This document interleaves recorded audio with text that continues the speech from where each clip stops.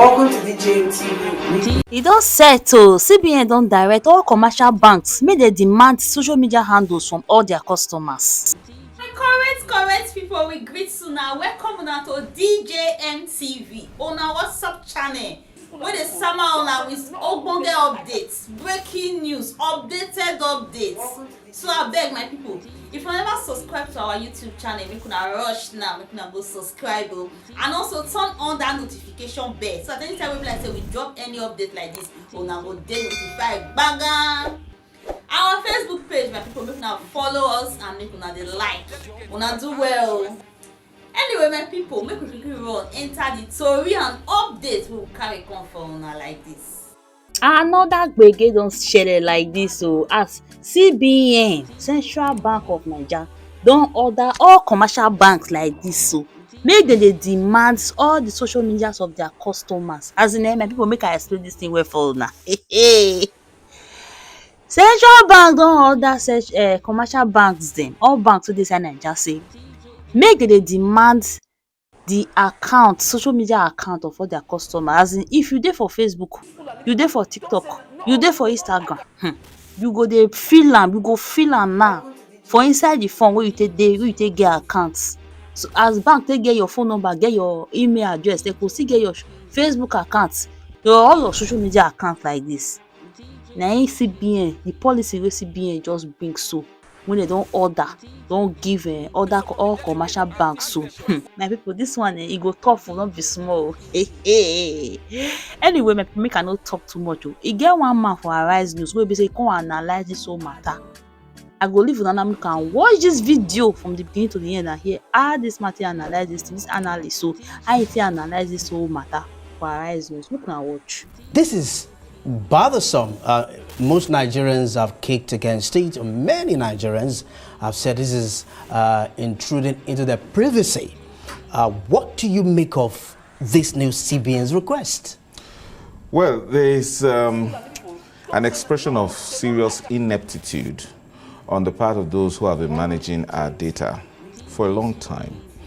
And it's also a failure of the National Identity Management Commission that is supposed to be a central processing body of data in Nigeria until the enactment of the Nigeria Data Protection Act by President Bola Ahmed Tinubu recently. Now, if you talk about the law, Section 37 of the Constitution protects the privacy of all personal information, starting from correspondences and other personal information, sensitive information of every Nigerian. Not much has been done to protect the information, personal information of Nigerians. It's so brazen, the breach is so brazen, and because it has almost become a norm, you even see, let's not even talk about banking, because I have a whole lot to interrogate on that. You now see that because the norm, you see estate surveyors and estate agents, before they even give houses in places like Lagos and Abuja, they even request that people should submit their passport photographs, their bank accounts, the bank statements for them to scrutinize. What I think is discriminatory. That is how much disrespect we have for the personal data of our citizens in this country.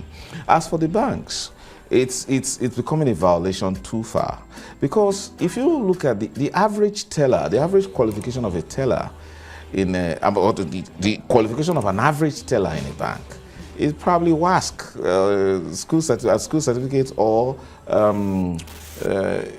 OND. Yet that teller has access to the information, the bank statements, the bank transaction of not only the customers of that bank where he works, but for several other banks, in terms of talking about BVN and all that, forgetting the fact that privacy is a major cornerstone of banking in across the entire world. If you wonder why politicians in Africa, particularly Nigeria, abuse the idea of foreign accounts, it's because in those foreign banks offer a lot of privacy, secrecy, banking secrecy. I agree with it. Then, Frank, see, I know about due diligence when it comes to the banking industry.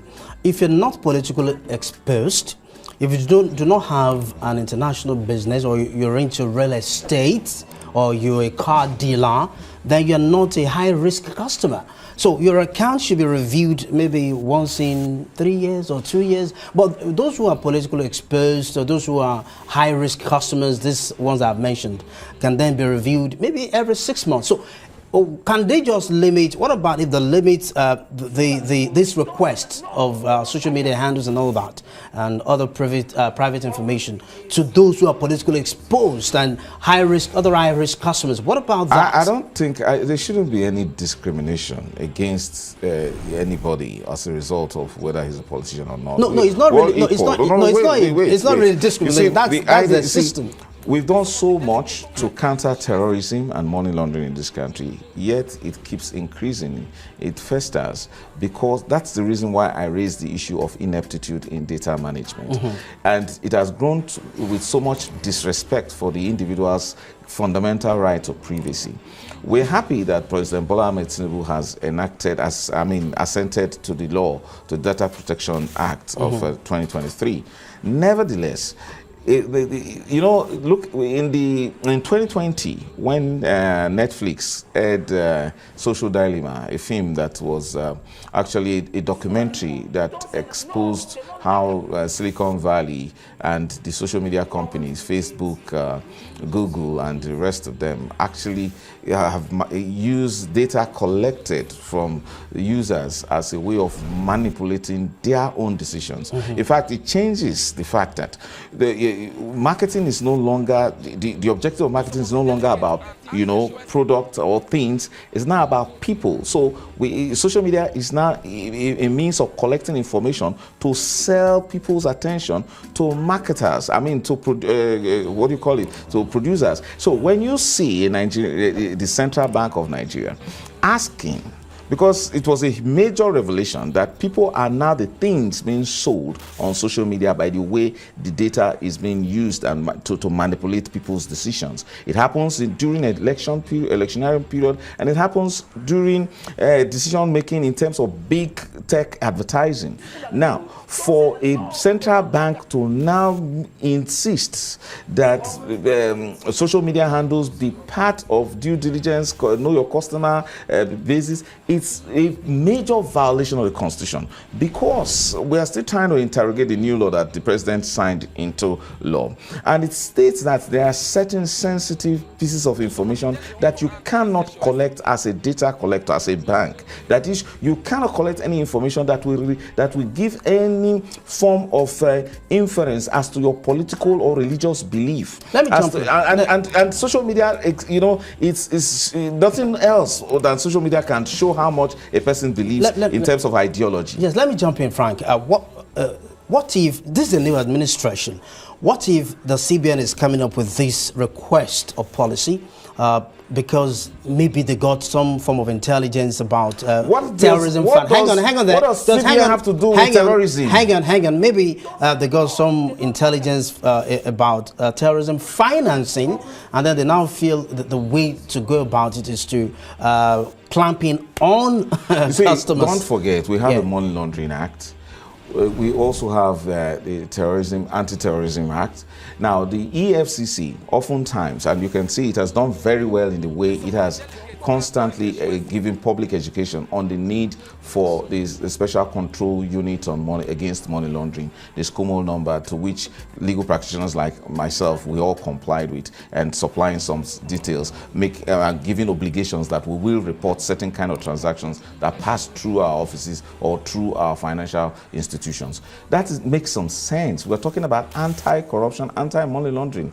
But we're talking about a bank that should concentrate on its making serious monetary policies that will enhance the economy, and then it is now trying to brazenly violate the fundamental rights of Nigerians, contrary to Section 37 of the Constitution, mandating that Nigerians should give their social media handle. We must look closely at the new data protection law that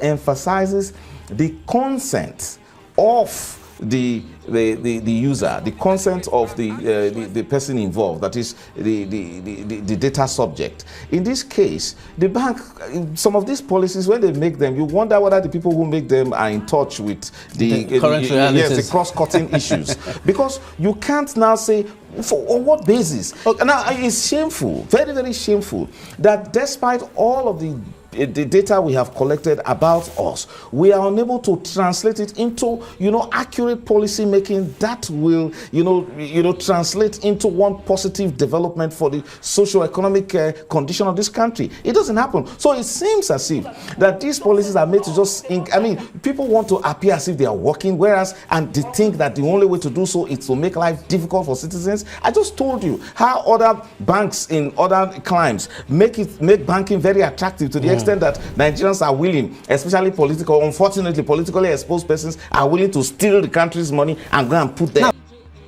Hey, my people, they see what they happen. Na people Facebook account and social media account, all of them, they want to do their own work. The information so they get not reach them. Anyway, my people, una say this analyst analyze this whole matter. How na reason na how na see am? Make una drop una comment for the comment section and make una don't forget to like and share.